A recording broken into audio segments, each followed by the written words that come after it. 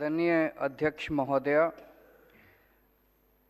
सबसे पहले मैं देश के लोगों को बहुत बहुत बधाई देना चाहता हूं कि ये न्यूयॉर्क टाइम्स में जो खबर छपी, ये न्यूयॉर्क टाइम्स का फ्रंट पेज है और आप देखोगे पूरा का पूरा लगभग 80% फ्रंट पेज 18 अगस्त को हमारे देश के एक स्कूल की फ़ोटो उसमें छपी है। 9th क्लास की फ़ोटो है।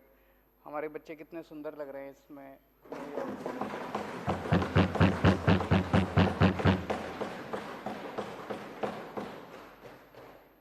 और उसके नीचे मनीष सिसोदिया जी की फ़ोटो छपी है, लिखा है मनीष सिसोदिया दिल्ली एजुकेशन मिनिस्टर। ये पूरे देश के लिए गर्व की बात है, 130 करोड़ भारतीयों के लिए गर्व की बात है। सबका सीना चौड़ा हो गया जिस दिन ये खबर छपी थी। मैं समझता हूँ पूरे देश में अगर आप पूछो कि केंद्र सरकार में शिक्षा मंत्री कौन है, मुझे नहीं लगता किसी को भी पता होगा। मैं अगर आप पूछो कि उत्तर प्रदेश का शिक्षा मंत्री कौन है, किसी को नहीं पता होगा। मैं एक वो देख रहा था सोशल मीडिया पे, ये टीवी वाले कई बार बच्चों से पूछते हैं। एक बच्चे से पूछा, बेटा केंद्र का शिक्षा मंत्री कौन है? बोला मनीष सिसोदिया। उससे पूछा उत्तर प्रदेश का शिक्षा मंत्री कौन है? बोला मनीष सिसोदिया। उससे पूछा राजस्थान का शिक्षा मंत्री कौन है? बोला इस देश में एक ही शिक्षा मंत्री है और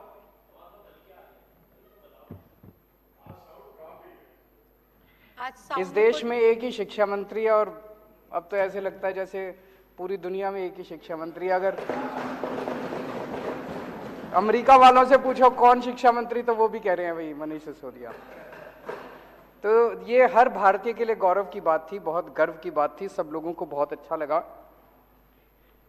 ये खबर छपी थी 18 अगस्त को और उसी के एक हफ्ते बाद 25 अगस्त को इसी अखबार में, अमेरिका के इसी अखबार में ये एक और खबर छपी थी, Modi's India is where global democracy dies. Modi के भारत में जनतंत्र की हत्या हो रही है। इसी के एक हफ्ते बाद एग्जैक्टली 25 अगस्त को यह खबर छपी है। बहुत तकलीफ होती है जब दुनिया के किसी भी कोने में, किसी भी अखबार में अगर देश के खिलाफ कोई खबर छपती है, भारत के खिलाफ कोई खबर छपती है, हर भारतीय के दिल में बहुत पीड़ा होती है। इस किस्म की खबर अगर छपती है तो बहुत तकलीफ होती है। आज देश में दिल्ली सरकार शायद अकेली सरकार है जो ऐसे ऐसे काम कर रहे हैं जिसकी चर्चा पूरी दुनिया में हो रही है। पूरी दुनिया के अंदर आज देश का नाम रोशन कर रहे हैं। जैसे डोनाल्ड ट्रंप साहब की वाइफ आई थी, वो मिलेनिया ट्रंप, मैंने पता किया चारों तरफ से, हर जगह अपने पति के साथ, अमेरिका के राष्ट्रपति के साथ जाया करती थी दुनिया के हर देश में। मैंने पता किया भाई कहाँ कहाँ गई, जहाँ वो स्कूल देखने गई, अभी तक कहीं पूरी दुनिया में कोई स्कूल देखने नहीं गई। जब दिल्ली में आई तो बोली हम दिल्ली सरकार के, आम आदमी पार्टी के स्कूल देख के आऊंगी। ये तो गर्व की बात है, पूरे देश के लिए गर्व की बात थी। यूएन के फॉर्मल सेक्रेटरी जनरल बान की मून साहब दिल्ली आए, स्पेशली दिल्ली के मोहल्ला क्लिनिक देखने के लिए।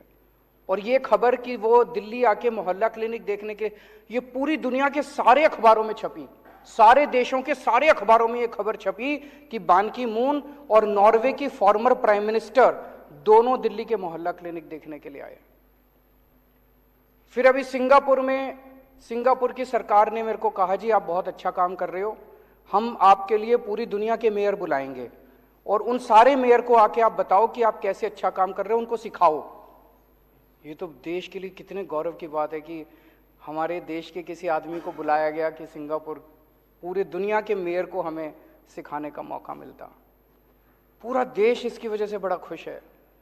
लेकिन जितनी राष्ट्र विरोधी ताकतें हैं, जितने लोग इस देश से नफरत करते हैं, इस देश की तरक्की से नफरत करते हैं, इस देश के विकास से नफरत करते हैं, जो लोग नहीं चाहते ये देश तरक्की करे, 75 साल के अंदर इस देश को घोट के रखा गया वेस्टेड इंटरेस्ट्स के द्वारा, उन सारे लोगों ने अब षड्यंत्र करके मिलके और ये किया, यार इनको बंद करो। अब ये अगर इसी तरह से ये आगे बढ़ते रहे तो बड़ी मुश्किल हो जाएगी। और इन लोगों ने मिलके एक षड्यंत्र रचा कि दिल्ली की सरकार गिराई जाए, दिल्ली की सरकार खत्म की जाए। ये दिल्ली की सरकार जब तक खत्म नहीं करेंगे तब तक ये इसी तरह से अच्छा काम करते रहेंगे। ये जितनी राष्ट्र विरोधी ताकतें हैं सारे इकट्ठे हो गए हमारे खिलाफ, सारों ने इकट्ठा होकर ये षड्यंत्र रचा। षड्यंत्र रच के सबसे पहला काम इन्होंने किया, मनीष सिसोदिया के ऊपर एक झूठा आरोप लगाया। बोला मनीष सिसोदिया शराब में पैसे खा गया। हमने बार बार इनसे पूछा जी क्या पैसे खा गया, क्या घोटाला क्या है? तो सच होता है, सच एक होता है, झूठ कई होते हैं उसके। तो इनका एक आदमी बोला जी 1.5 लाख करोड़ रुपए का शराब घोटाला हो गया। 1.5 लाख करोड़ तो दिल्ली का बजट ही नहीं है, इतना शराब घोटाला कहां से हो गया? फिर इनका एक प्रवक्ता था, एक बड़ा सीनियर लीडर, एक डिबेट में बैठा था, वो कहता है 8,000 करोड़ रुपए का घोटाला हो गया। तो मैं देख रहा था, सौरभ उसके साथ था। सौरभ ने पूछा घोटाला क्या है? तो वो कुछ कागज लेके बैठा था, बोला घोटाला, उसको समझ ही ना आए घोटाला क्या है। तो मेरे ख्याल से बता नहीं पाया वो घोटाला बता ही नहीं पाया। फिर उसके बाद इनके 2 बड़े नेताओं ने एक प्रेस कॉन्फ्रेंस करी, बोले 1100 करोड़ का घोटाला हो गया। 1100 करोड़ का घोटाला क्या हो गया भाई? 1100 करोड़ का घोटाला। उनसे पूछा क्या घोटाला हो गया, तो वो भी कुछ इधर उधर की। फिर एलजी साहब ने एक रिपोर्ट बना के बताते हैं, भेजी, अखबार वाले कहते हैं, ये मीडिया वाले कहते हैं, जिसमें कह रहे लिख रखा है 144 करोड़ का घोटाला हो गया।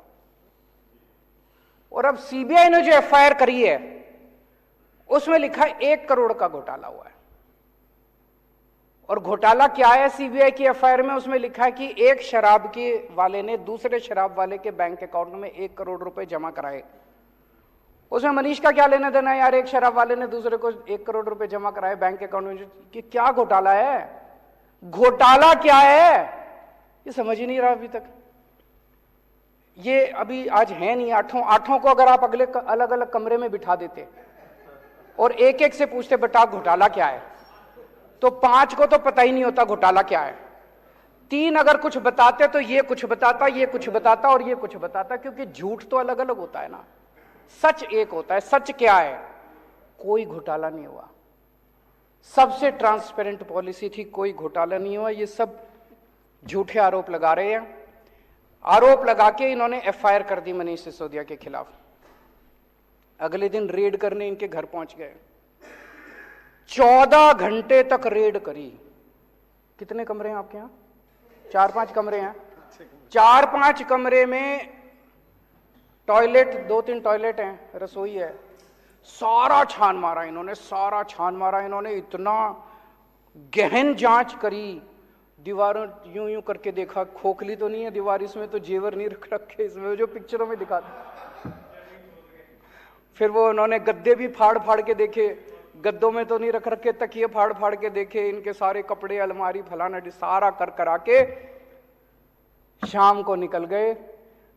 अठन्नी भी नहीं मिली, चवन्नी भी नहीं मिली, अनअकाउंटेड चवन्नी भी नहीं मिली, कोई जेवर नहीं मिले, कोई पैसा नहीं मिला, कोई जमीन जायदाद के कागज नहीं मिले, कोई इंक्रिमिनेटिंग डॉक्यूमेंट्स नहीं मिले, कोई दस्तावेज कुछ नहीं मिला। मतलब मैं पूछ रहा था इनसे कि 30-35 लोग आए थे, उनके खाने का खर्चा भी नहीं निकला रेड के अंदर, रेड का खर्चा भी नहीं निकला, और वो चले गए। आज 7 दिन हो गए, 8 दिन हो गए रेड को, अभी तक कुछ पता नहीं चला भाई इनके यहाँ क्या निकला। कुछ नहीं निकला इनके यहाँ, पूरी की पूरी फर्जी रेड थी। जब रेड खत्म हो गई तो हम सोच रहे थे क्यों कर रहे हैं। अगले दिन मनीष सिसोदिया जी के पास इनका कोई आदमी संदेश भेजता है।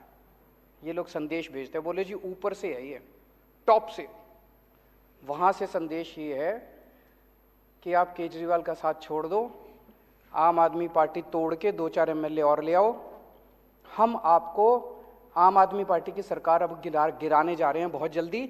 ऑपरेशन लोटस चालू है दिल्ली के अंदर, आपको हफ्ते 10 दिन के अंदर दिल्ली का मुख्यमंत्री बना देंगे। दूसरा बोले ये सारे तुम्हारे सीबीआई और ईडी के केस खत्म कर देंगे। तो इसने कहा सीबीआई ईडी के केस में तो कुछ है ही नहीं, सारा फर्जी केस है, कल तुम जांच वांच भी करके ले गए, कुछ भी नहीं मिला तुमने, मैंने कमाया नहीं, कुछ करा नहीं, तो इस केस तो तुम करते रहो, मेरे को क्या डर है। वो बोले मंत्री सीएम बनने का मेरे को कोई ख्वाब नहीं है, मेरे तो शिक्षा मंत्री बन के खुश हूं। बड़ी बात है। सीएम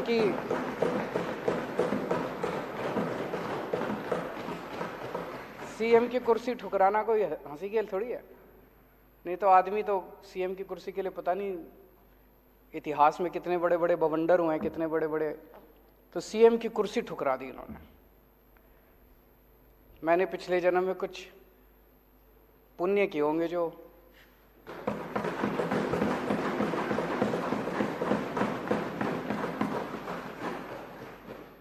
ऐसे डिप्टी सीएम और शिक्षा मंत्री मिले। उसके बाद जब ये नहीं चला तो फिर आप लोगों के पास आए। मेरे पास अभी तक 12 एमएलए आ चुके हैं। एक एक एमएलए को आके कहते हैं भाई 20-20 करोड़ रुपए ले ले और टूट के आ जा, 2-4 को और लाएगा तो तेरे को 25 करोड़ देंगे, और नहीं तो जैसे मनीष सिसोदिया का हाल करा तेरे ऊपर भी रेड करेंगे, तेरे को गिरफ्तार करेंगे, सीबीआई और ईडी छोड़ देंगे तेरे खिलाफ। भाई साहब सलाम करता हूं आप सबको।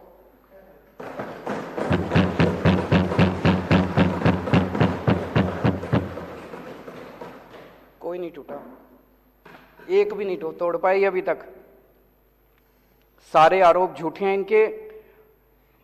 तो जो पता चला उनको एमएलए को, इन्होंने कहा भाई 40 एमएलए हमें चाहिए, 40 एमएलए तोड़ने हैं, 20-20 करोड़ रुपए एक को देंगे।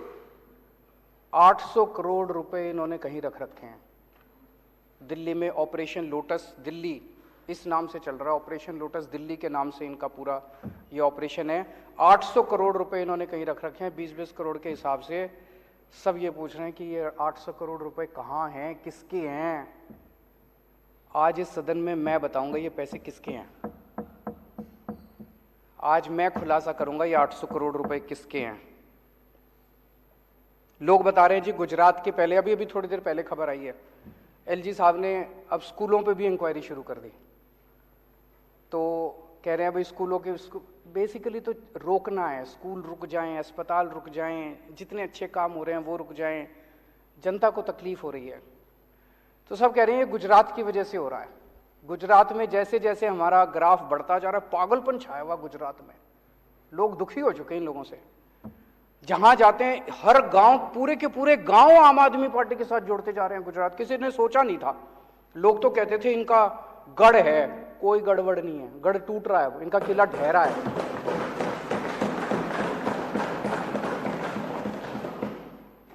तो लोग तो यही कह रहे हैं जी दिसंबर में सरकार बनने के बाद गुजरात में इनके 27 सालों की आप इंक्वायरी कराओगे, तब तक ये इंक्वायरी करा रहे हैं दिल्ली के अंदर। अगर आज हम गुजरात चुनाव अनाउंस कर देना भाई गुजरात चुनाव हम नहीं लड़ेंगे, ये सारी इंक्वायरी बंद हो जाएगी, सारी ईडी बंद, सीबीआई बंद, सब खत्म। उसी की वजह से हो रहा है ये। कई सरकार गिरा चुके अभी तक ये देश में। गोवा की सरकार गिराई, कर्नाटक की सरकार गिराई, महाराष्ट्र की सरकार गिराई, असम की सरकार गिराई, मध्य प्रदेश की सरकार गिराई, बिहार की सरकार गिराई, अरुणाचल प्रदेश की सरकार गिराई, मणिपुर की सरकार गिराई, मेघालय की सरकार गिराई। शहर में एक सीरियल किलर आया हुआ है जो एक के बाद मर्डर करता जा रहा है, एक के बाद एक मर्डर करता जा रहा है। जनता सरकार चुनती है, ये सरकार गिरा देते हैं। मतलब जनता को तो रौंद रखा है। महाराष्ट्र में जनता ने एक सरकार चुनी, गिरा दी। गोवा में जनता ने एक सरकार चुनी, गिरा दी। जनता के पीछे पड़े हैं और सब जगह पैटर्न एक ही है। अभी जैसे महाराष्ट्र में भी हम लोगों ने देखा, जितने टूट के इधर से उधर गए, बताते हैं सबके पीछे सीबीआई ईडी पड़ी थी। सीबीआई और ईडी उनको बुला रही थी, जैसे वो इधर से उधर गए सीबीआई ईडी के केस बंद। सेम पैटर्न हर जगह यही चल रहा है। पहले ये सीबीआई और ईडी के केस लगाते हैं 4-5 के खिलाफ, तो दूसरे वाले सारे डर के, जिन्होंने गलत काम कर रखे होते हैं, वो सारे डर के फिर उनको मैसेज भेजते हैं भाई तुम्हारा भी यही हाल कर देंगे तुम, तो सारे इनके पास आ जाते हैं, फिर ये तोड़ लेते हैं, फिर ये सरकार गिरा देते हैं। सेम पैटर्न है। वो जो सीरियल किलर का पैटर्न होता है, आपने वेब सीरीज देखी होंगी आजकल काफी आ रही हैं, जैसे सीरियल किलर का पैटर्न होता है ना, वैसे उसी पैटर्न, सेम पैटर्न है। यही पैटर्न इन्होंने दिल्ली में किया कि सीबीआई ईडी भेजी, पहले सत्येंद्र के खिलाफ भेजी, फिर मनीष के खिलाफ भेजी। अब आपको डरा रहे हैं कि तुम्हारा भी यही हाल कर देंगे, सत्येंद्र वाला हाल कर देंगे, तुम्हारा मनीष वाला हाल कर देंगे। डरा के ये दिल्ली में आम आदमी पार्टी को तोड़ना चाहते हैं। लेकिन हमने कुछ गलत कर ही नहीं रखा, तो हम सीबीआई और ईडी से क्यों डरे? हम कहते हैं कर लो, हमें जेल जाने से डर नहीं, सारे इनमें आधे से ज़्यादा तो जेल जा चुके, तो कर लो, जो करना कर लो, हमारे को क्या फर्क पड़ता है। अभी तक 277 एमएलए खरीद चुके हैं ये लोग। 277 एमएलए पिछले कुछ सालों के अंदर ये लोग खरीद चुके हैं। दिल्ली में अभी रेट 20 करोड़ का था, महाराष्ट्र में सुनते थे 50 करोड़ है, दिल्ली वालों को पता नहीं क्यों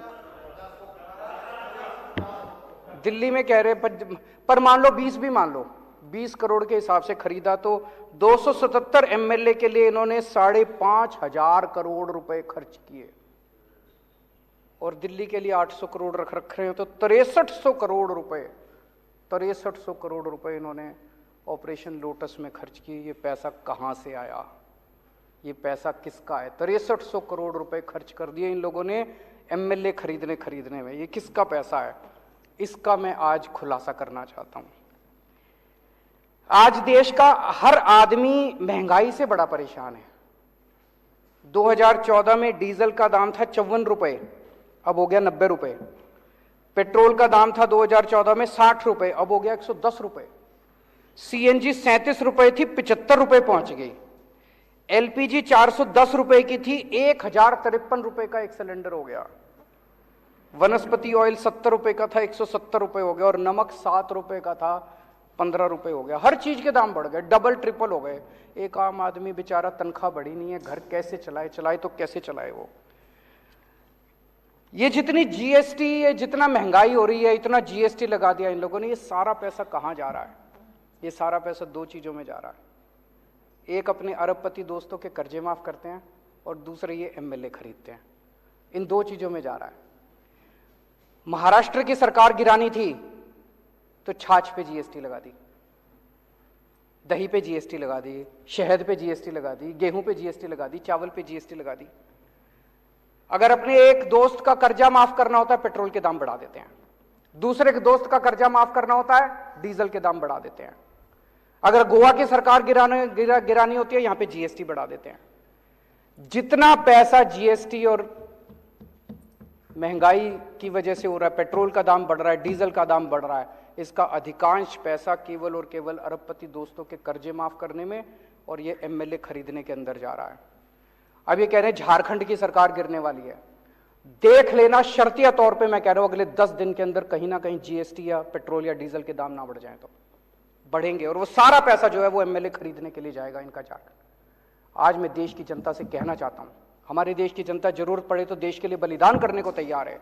आज मैं देश की जनता से पूछना चाहता हूं कि क्या आप इस तरह से इनके अरबपति दोस्तों के लिए इस तरह से पैसा लुटाते रहोगे? क्या आप एमएलए खरीदने के लिए अपने बच्चों के पेट काटते रहोगे? आज अगर हमारी सेना को पैसे की जरूरत पड़े, हमारे देश के लोग एक टाइम की रोटी नहीं खाएंगे, सेना के लिए कुछ भी कर देंगे, लेकिन क्या इनके अरबपति दोस्तों के लिए हम ये करने को तैयार हैं? आज एक तरह से कई लोगों को मैं जानता हूं, कई परिवार ऐसे हैं, पहले 1.5 किलो दूध लिया करते थे दिन का, अब वो कम करके 1 किलो कर दिया जब से ये महंगाई हो रही है, जब से ये जीएसटी लगा है। कई परिवार ऐसे हैं जिन्होंने एक टाइम की सब्जी लेनी बंद कर दी, अब नमक से रोटी खा लेते हैं। तो एक तरह से गरीब का खून चूस के, और वो पैसा ये अरबपति दोस्तों को दे रहे हैं। गरीब का खून चूस के इस देश के अंदर एक आदमी की सत्ता की हवस को पूरा करने के लिए सारा का सारा पैसा इस्तेमाल किया जा रहा है। क्या देश के लोगों को यह मंजूर है? हम भारत को नंबर 1 देश बनाना चाहते हैं।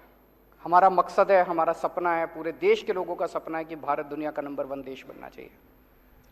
भारत दुनिया का नंबर 1 देश कैसे बनेगा? जब हर बच्चे को अच्छी शिक्षा मिलेगी। सब बच्चों को पढ़ाना पड़ेगा, स्कूल खोलने पड़ेंगे, अस्पताल बनाने पड़ेंगे, सड़कें बनानी पड़ेंगी, ये सारा काम करना पड़ेगा। लेकिन जितने लोग काम कर रहे हैं इस देश के अंदर, उन सारे लोगों को अगर आप काम नहीं करने दोगे, उनको रोकोगे, उनके पीछे सीबीआई ईडी छोड़ दोगे, तो फिर देश आगे कैसे बढ़ेगा? आपने इनके ये इतनी पीसी करते हैं, आपने देखा होगा कि कोई एक प्रेस कॉन्फ्रेंस इनकी काम से रिलेटेड होती है? सारी पॉलिटिकल गाली गलौज, इसके खिलाफ उसके खिलाफ। और हमारी प्रेस कॉन्फ्रेंस देख लो, 90% हमारी प्रेस कॉन्फ्रेंस जो है काम से रिलेटेड होती है। स्कूल बना दिया जी, अस्पताल बना दीजिए, अब इतने मोहल्ले क्लिनिक खोल दीजिए, अब ये काम कर दीजिए। हम केवल काम के ऊपर करते हैं, ये केवल और केवल शुद्ध राजनीति करते हैं। ये जैसे अभी मैं देख कुछ कहते हैं कि इनके स्कूल बड़े खराब हैं, चलो हमारे खराब है, तुम अपने दिखा दो, तुम तो दिखाओ। आज वो असम के चीफ मिनिस्टर ने लिखा कि कुछ, मैंने कहा ठीक है जी मैं आ जाता हूं असम में, एक जवाब ही नहीं दे रहा वो। मैंने कहा जी मैं आ जाता हूं, आपसे सीख लेते हैं, मगर आपने कोई अच्छा काम करा है असम के ऊपर, हमारे को तो कोई ईगो नहीं है, हम सीख लेते हैं आपसे, आप हमसे सीखो, हम आपसे सीखेंगे, तभी तो देश तरक्की करेगा। ये कहते हैं हम भ्रष्टाचार के खिलाफ लड़ाई लड़ रहे हैं, जितने भ्रष्टाचारी हैं उनके खिलाफ कर रहे हैं। ये लड़ाई भ्रष्टाचार के खिलाफ नहीं है, ये लड़ाई एक आदमी के स्वार्थ की लड़ाई है, एक आदमी की सत्ता की हवस की लड़ाई है।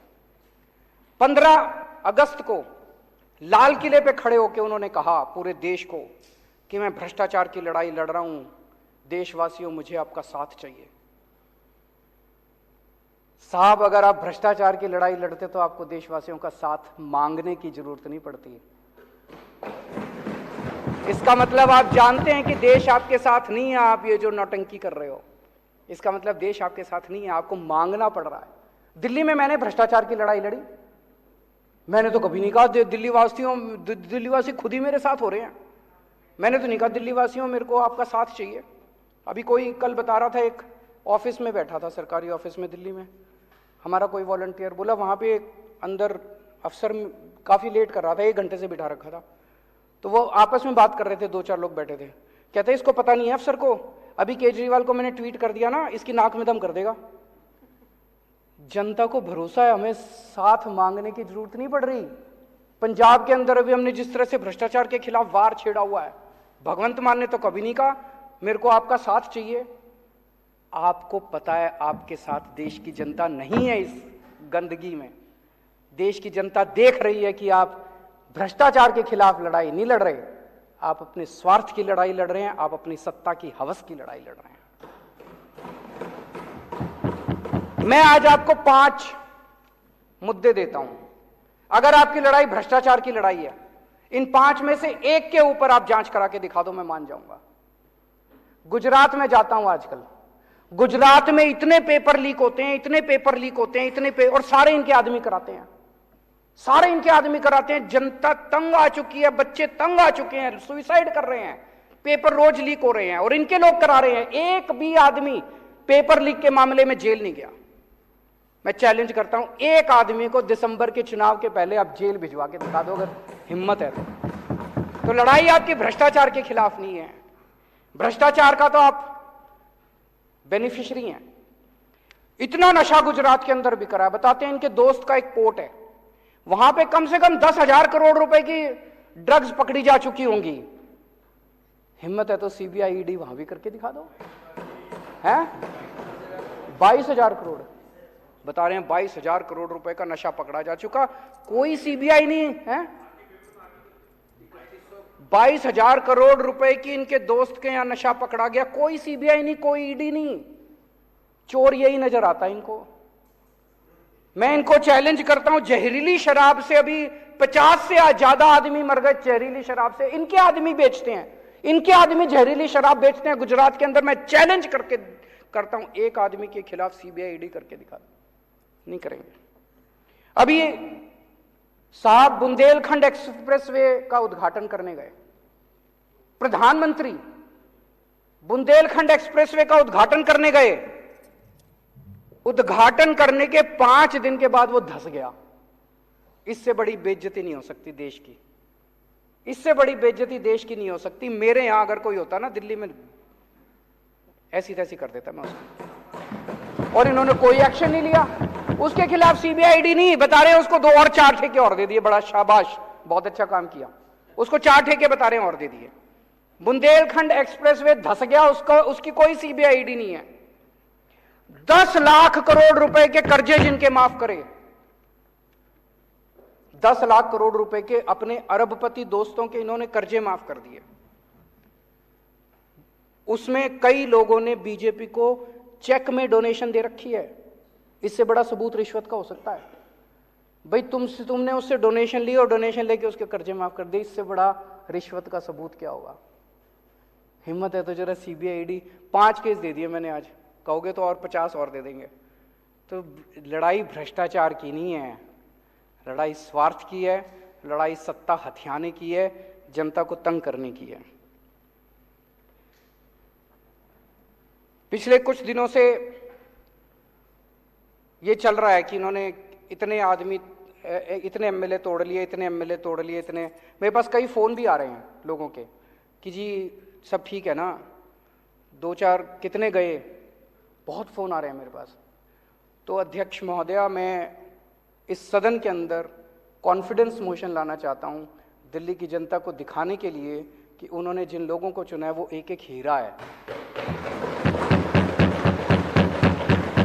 ये मर जाएंगे, कट जाएंगे, लेकिन ये टूटने वाले नहीं है, एक भी आदमी नहीं टूटा। कॉन्फिडेंस मोशन इस सदन के अंदर लाना चाहता हूं ताकि जनता के सामने ये साबित हो जाए कि बीजेपी का ऑपरेशन लोटस दिल्ली में आके ऑपरेशन कीचड़ बन गया। बहुत बहुत शुक्रिया।